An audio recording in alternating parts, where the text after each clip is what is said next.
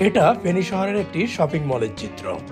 পবিত্র ঈদ উল ফিতরের আগমনে মানুষজন কেনাকাটায় ব্যস্ত। কেউ বা পরিবার পরিজন নিয়ে, কেউ বা বন্ধু বান্ধব নিয়ে ব্যস্ত শপিং এ।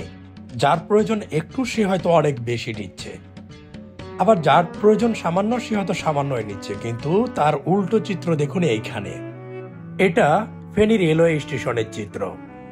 এই রঙ্গমঞ্চের পৃথিবীতে এই মানুষগুলোর জন্য হয়তো মাথা গোজানোর একটুকু বাসস্থান নাই, যেখানে ঈদ, আনন্দ, শপিং এগুলো তাদের কাছে আকাশ কুসুম চিন্তা ভাবনা।